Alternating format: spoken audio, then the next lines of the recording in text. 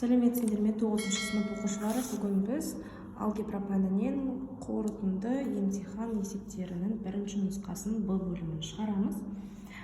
Менің каналымда А бөлімі бар, және де алдағы уақытта басқа 28 нұсқаның барлығы шығатын болады. Сондықтан каналыма тіркеліп, комментарий қалдырып қойыңыздар. Біріншісі, 11-шісі, мұздатқышта 5 порция мороженое жатыр деді әртүрлі фирманың. Неше әдіспен осылардың сол 5 мороженеді жеудің порядкын жасауға болады дейді. Бұл жақта бізде ПН формуласымен табамыз. Яғни, неше әдіспен мороженеді жеуге болады десе, онда мысалы былай дейсіздер де, сіздерде бар жоқ 5 попытка өткен 5 түрлі мороженое. Бұлай белгілеп аласыздар өздеріңізге 5 нені. Бірінші рет сіз кез келген 5 мороженеден біреуін ғана жей аласыздар. Онда 5 деп жазасыздар. Екінші рет сіздер кез келген мороженеден уже біреуін жеп қойдыңыздар, 4-еу қалды ғой, 4-еуін жей аласыздар. Келесіде 3-еуін жей аласыздар. Өткен сіз уже 2-еуін жеп қойдыңыз. Келесіде 2-еуінің 1-еуін жей аласыздар. Келесіде сіздер 1-еуін ғана жей аласыздар. Сосын барлығын бір-біріне көбейтіп шығасыздар. Бұл жақта сізде 5-і 4-ке 20, 20-ны 3-ке 60, 60-ты 2-ге 120. Яғни 120 әдіспен сіз 5 түрлі мороженеді жей алады екенсіз. Екінші есеп, 12-ші есеп. Осындай сандарды өсу ретімен орналастыр дейді. Ең алдымен бұл бізде иррационал сандар деп аталады. Иррационал сандар дегеніміз ол бөлшек түріне келмейтін сандарды айтады. Сондықтан осыларды жаңағы өсу ретімен орналастыру үшін барлығын мынаның түбір астына кіргізіп жібереміз. Кез келген санды түбір астына кіргізу үшін біз оны квадраттап жіберуіміз керек. Сонда бізде 2-нің квадраты 4. Жоқ, бұлай дұрыс емес. 2-нің квадраты 4, 4-ті 3-ке көбейтсек, қанша? Түбір асты 12. Яғни бізде 12, 4 пен 3-тің көбейтінсі 4-ті түбір астынан шығарсақ бізде 2 шығады, 3 бізде түбір астынан шықпайды. Дәл осылай қалған сандарды жасайсыздар. 21 бізде түбір астында тұр, жолына тиіспейміз. 3-ті түбір астына кіргізу үшін квадраттаймыз, яғни 3-тің квадраты қанша? 9, 9-ды 2-ге көбейтсек, түбір асты 18. 5-ті түбір астына кіргізу үшін түбір асты 25 дейміз. 25 түбір астынан 5 болып шығады. 4-ті түбір астына кіргізу үшін квадраттайсыздар. 16, 16-ны 0,5-ке көбейтсек 8, түбір асты 8. Енді оларды өсу ретімен орналастыру үшін жай ғана уже сандардың өсу ретімен орналастырасыз. Яғни сіздер өсу ретімен орналастыр десе, осындай иррационал сандарды, бұлардың барлығын осындай түбір астына кіргізесіздер. Яғни бізде бірінші түбір асты 8 болады, түбір асты 12, сосын түбір асты 18, түбір асты 21, түбір асты 25. Есеп түсінікті болса, түсінікті деп комментарий қалдырып қойыңыздар. Келесі 13-ші есеп. Ықшамдаңыз дейді. Ықшамдаңыз деп тұрғанда сізде бұл жақта қандай қысқаша көбейту формуласының есебі. Сондықтан қысқаша көбейту формуласын өздеріңізге жаттап бір жерге шығарып алыңыздар. Мынау мысалы бізде А минус Б-ның квадратының формуласы. Ол бізде қалай ашылатын еді?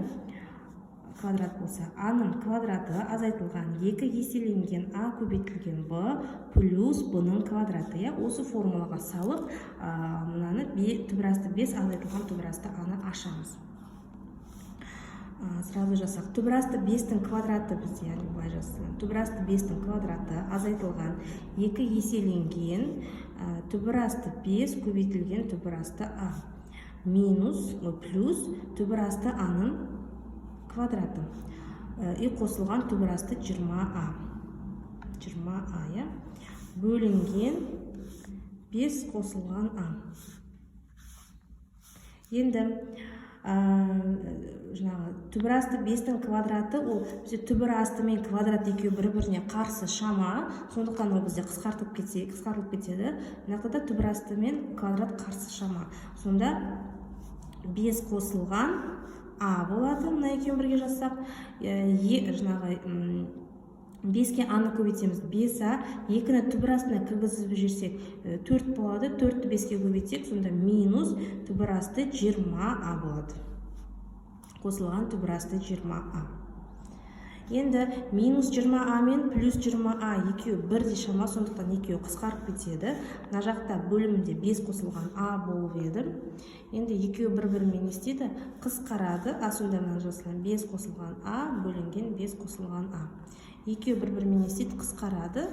Сонда жауабы 1 болады. Келесі 14-ші есеп. Бұл жақта да ықшамдамыз дейді. Бұл жақта да біз қысқаша көбейту формуласына саламыз. Бұл бізде тура жаңағы формула а минус б-ның квадраты ашылып тұрған кезіндегі формула. Сонда бізде былай жазсақ болады. 14-ші есеп аны. 25х квадрат деген бізде 5х-тің квадраты, азайтылған 30xy дегеніміз ол бізде 2 еселенген 5х көбейтілген 13y, 3y қосылған 9y квадрат деген ол бізде 3y-тің несі квадраты бөлінген 25х квадрат минус 9y квадрат ол бізде а минус мына формула ғой, а квадрат азайтылған б квадрат болса, ол бізде а минус б көбейтілген а плюс б деп ашылатын еді. Енді сонда бізде мынау бізде сонда 5х-тің жақшан сыртына квадраты азайтылған 3y-тің жақшан сыртына квадраты. Бұл бізде мына формула. Енді жаңағы мына формуланы жазамыз. Қысқаша көбейту формуласы ретінде сонда ол бізде 5х азайтылған 3y-тің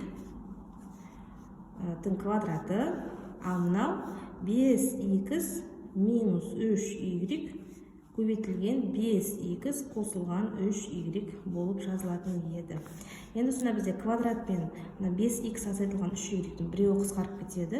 Сонда 5х минус 3y бөлінген 5х плюс 3y қалады.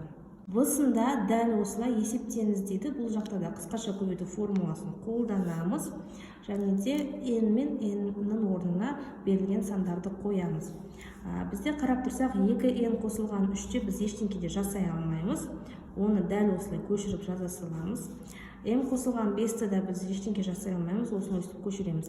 Енді екінші бөлінген болып тұр ғой мына жерде. Бөлінгеніміз бізде көбейтуге ауысып кетеді да.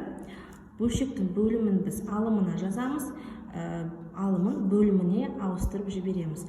Жаңағы 4n квадрат азайтылған 9 бізде мына формулаға келеді, яғни 2n минус 3 көбейтілген 2n плюс 3 деп жазамыз. Ал m квадрат қосылған 10m қосылған 25 ол бізде m қосылған 5-тің квадраты. Сонда 2n плюс 3 пен 2n плюс 3 қысқарады, m плюс 5-тің біреуімен m плюс 5 қысқарады. Сонда бізде не қалды? m плюс 5 бөлінген 2n минус 3. Есептің жауабы ретінде қалды. Енді n-нің орнына 2, m-нің орнына 5 қоюымыз керек. m-нің орнына 5 қосақ, 5 қосылған 5 бөлінген 2 көбейтілген 2 минус 3. 5-ке 5 қосамыз 10, 2-ге 2-ні көбейтеміз. 4-4-тен 3-ті азайтамыз 1. Сонда есептің жауабы 12. Есеп бізде бұл 15-ші есеп арифметикалық прогрессияға байланысты. Бізде деді осындай последовательность мынандай формуламен берілген деді. Zn-тен n қосылған 4 бөлінген 2.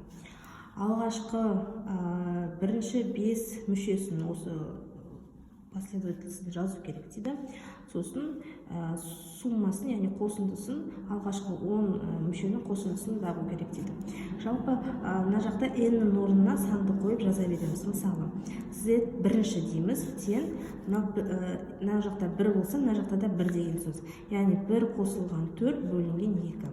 Сонда 1-ге 4 5, бірінші мүшеміз бізде 2,5 тең.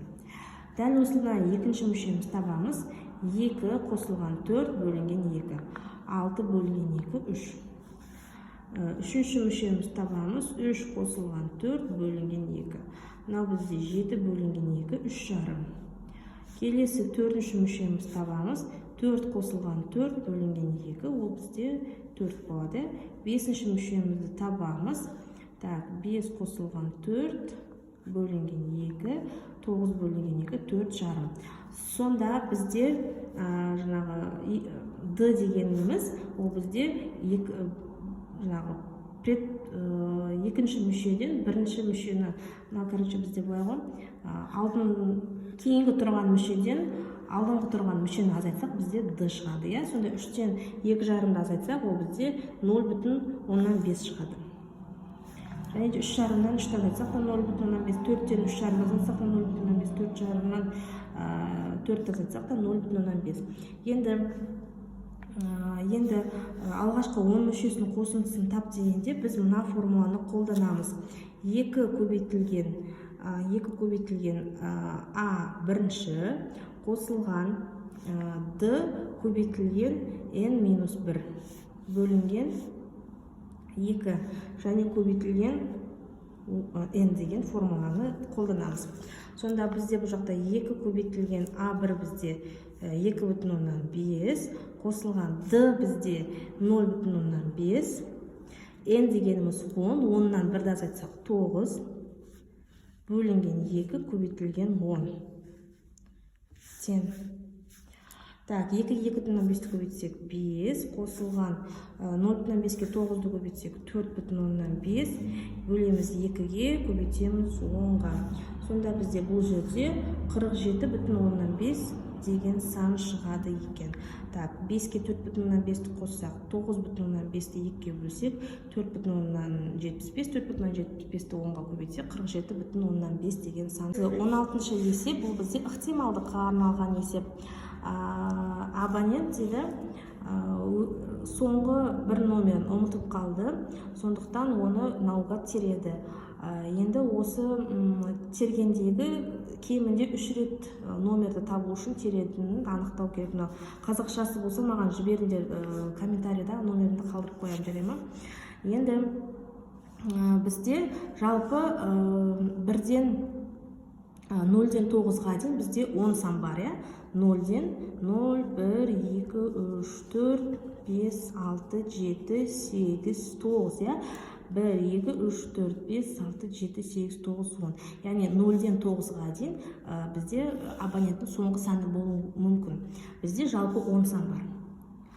Мен алдыңғы тақырыптарда айтқанмын, бізде жаңағы бөлімінде барлық сандардың жиыны болады, алымында осы қолайлы, яғни қолайлы болатын бізге қай сан керек, сол санның несі болады. Яғни абонент бірінші рет терген кезде ол осы цифрлардың кез келгені болу мүмкіндігі 10-нан 1. Бұл бізде бірінші рет терген кезде. Егер екінші рет терген кезде бізде уже бірінші номері қате болды. Бірінші рет терген қате болды, яғни 10-нан 9-ы бізде уже қате болды. Келесі көбейтеміз, уже бізде 9-ақ сан қалды, 9-дан 1-і дұрыс болу керек. Сонда 9 пен 9 қысқарып кетеді, келесіде бізде 10-нан 1 болады. Енді үшінші рет терген кезде, дәл жаңағы есептей, уже бізде 10-нан 9-ы қате, көбейтеміз. 9-дан 8-і қате, екінші рет терген кезде. Үшінші рет терген кезде дәл дұрыс болады деген, яғни 8-ден 1. Өйткені бізде уже 8 ғана сан қалды. Сонда 8 пен 8 қысқарады, 9 пен 9 қысқарады, сонда 10-нан 1. Түсінікті ғой, да? Енді осы барлығы дұрыс болған, 3 рет тергендегі дұрыс болған табу үшін, осының барлығын бір-біріне нестейміз, қоса саламыз. Сонда P-тен 10-нан 1 қосылған 10-нан 1 қосылған 10-нан 1. Ол бізде бөлімдері бірде болғандықтан 10-нан 3 немесе 0,3 бізде ықтималдығымыз осы 0,3-ке тең болады. 18-ші есеп. Мастер жұмысты оқушысына қарағанда 5 рет тез жасайды. Бірдей жұмыс жасағанда 6 сағатта бітіреді дейді. Қанша уақытта екеуі бөлек-бөлек жұмыс жасай алады дейді. Осындай бірлесіп жасалған жұмыстарды шешкен кезде біз всегда бұны бөлімінде жасаймыз. Яғни бізде мастердің жасаған жұмысы ол бізде 1 бөлінген x болады. Оқушының жасаған жұмысы 1 бөлінген x қосылған 5 болады. Екеуі жалпы 6 сағатта жасайтын болса, яғни 1 бөлінген 6. Ол бізде 5-ші класстың есебі. Енді бұл есепті шығару үшін барлығына ортақ бөлім береміз. Ортақ бөлім бізде 6 көбейтілген x қосылған 5. ортақ бөлімі осы болады. Яғни ортақ бөлім бізде мына жақта x-қа 6x қосылған 5 жетпейді. X қосылған 5-ке 6x жетпейді. 6-ға бізде x көбейтілген x плюс 5 жетпейді. Енді осы есебімізді шығарамыз. Енді 6x қосылған 5 плюс 6x тен x-тің квадраты қосылған 5x. Мынақта мен сразу бөлшекті былай жазып жібердім. Ал бөлімі бізде 6x қосылған 5. 6x қосылған x плюс 5. Бөлімін уже жазбай қойсақ та болады. Енді жақшаны ашып есебімізді шығарамыз. 6x қосылған 30 қосылған 6x минус x квадрат минус 5x тен 0. Бұл жақта енді біз немен табамыз? Қазір есеп шығады. 6x қосылған 6x 12x, 12x азайтылған 5x, ол бізде 7x. Қосылған 7x қосылған 30 тен 0. Енді қараймыз оқушылар. Бұл бізде 8-ші кластың дискриминант тақырыбы, яғни квадраттық функция тақырыбына арналған есеп. Сондықтан оны біз дискриминант арқылы табамыз. Сонда дискриминантымыз тен b квадрат азайтылған 4ac-ға теңеді. b-мыз бізде 7, 7-нің квадраты азайтылған 4 көбейтілген минус 1 көбейтілген 30.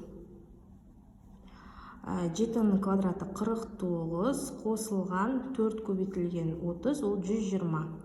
Мына жақтағы минус пен минус плюс болып кетеді. Сонда бізде 169 болады. 169. Енді x1 мен x2-ні табу үшін минус b плюс минус түбірасты дискриминант бөлінген 2a формуласына қоямыз. b бізде минус 7, минус 7 плюс минус 169, 13-тің квадраты. 13 бөлінген 2 көбейтілген минус 1. Тен. Сонда минус 7, минус 13 ол бізде минус 20, минус 20 бөлінген минус 2 плюс 10. Минус 7 плюс 13 ол бізде қанша? Минус 7 плюс 13 ол бізде 6 плюс 6 бөлінген минус 2 минус 3. Енді қараймыз бұл жерден бізде минус таңбасы шығуы мүмкін емес, өйткені бізде жасалған жұмыс туралы болып жатыр. Сондықтан бізде x-іміз 10-ға тен. 10-ға тен, яғни мастердің жасалған жұмысының уақыты ол бізде 10. Ал оқушы 10-ға 5-ті қоссақ, яғни 10-ға 5-ті қоссақ, 15 сағатта жұмыс жасайды екен. Мынау бізде оқушы 15 сағатта, ал мастер 10 сағатта жұмысын жасайды. Мынау бізде мастер. Осылай осы есебімізді шешеміз.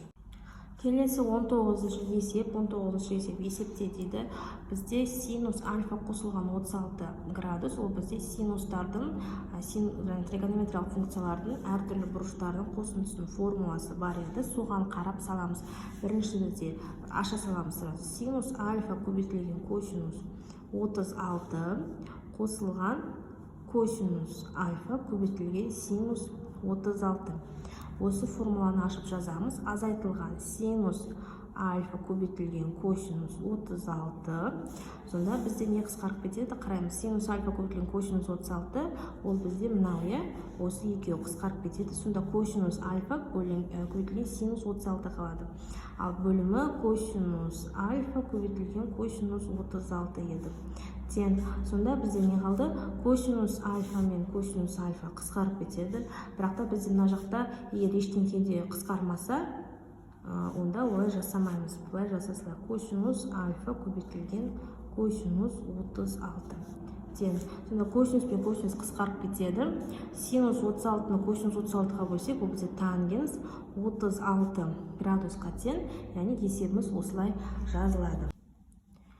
20-шы есеп. 8x квадрат қосылған 12x минус 56 үлкен немесе тең 0-ден, 15x қосылған 55 үлкен 0-ден.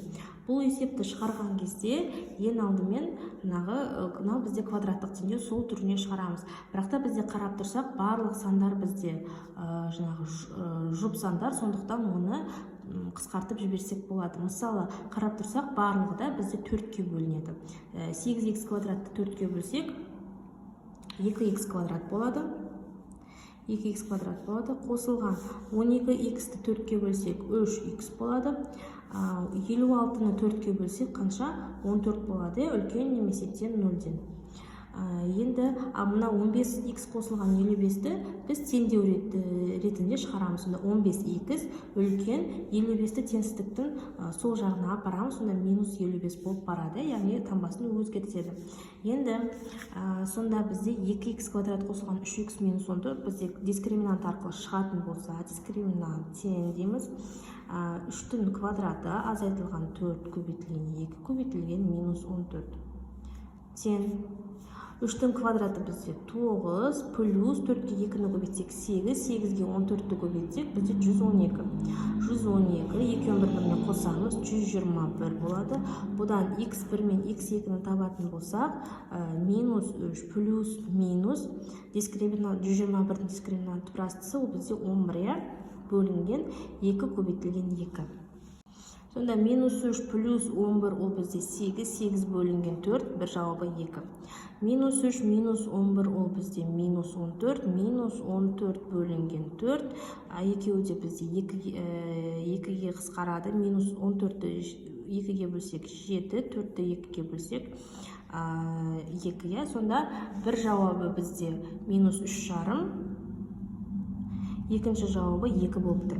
Енді бізде жаңағы екінші теңсіздігіміз қалып кетті ғой, осыдан теңсіздікті табатын болсақ, x-іміз үлкен минус 55 бөлінген 15. Ол бізде екеуі де 5-ке қысқарады, сонда ол бізде минус 11 бөлінген 3 болады. Енді оқушылар есептеріміздің жауабын таптық. Бізде минус 11 бөлінген 3, ол болады примерно минус 3,6. Мына жақта бізде 2 мен минус 3,5 шықты. Енді осыларды бір координаталық түзуде белгілейміз. Сонда бізде бірінші минус 11 бөлінген 3 болады. 3,6, содан кейін минус 3,5 болады, сосын 2 болады. Енді қараймыз. Бізде мына жақта x-іміз үлкен, екінші теңсіздігімізді осы координаталық түзудің астына белгілейміз. X-іміз үлкен минус 11 бөлінген 3-тен, яғни теңсіздіктің барлық оң жағы есептің шешімі болады. Келесі минус 3 жарым мен 2 бізде 2х квадрат қосылған 3х минус 14-дің жауабы болды ғой. Ал бізде олай болса, минус 3 жарым мен 2-ның ортасында бізде мысалы 0 санын қойған кезде бізде мына жақта теріс сан шығады. Яғни ортасы минус, 2 жағы плюс сандар болады. Ал бізде 0-ден үлкен сандарды сұрап тұр, сонда біз есептің жауабы ретінде плюс аумақтарды белгілейміз. Енді екеуінің общий жауаптарын белгілеген кезде біз не істейміз? Екеуінде де боялып тұрған аумақ, яғни минус 11-ден 3-ке дейін бізде жай жақша болады, минус 3 жарымға дейін бірігу, бізде мына аумақ уже боялып тұрған жоқ, 2-ден плюс шексіздікке дейін деп жауап береміз. Міне оқушылар, осымен бүгінгі Б деңгейіміз аяқталды. Келесі жолы сіздерге келесі варианттар шығатын болады. Күнде сіздерге бір варианттан шығарып тұруға тырысамын. Сондықтан каналыма тіркеліп, комментарий, лайк басып қойыңыздар, сау болыңыздар.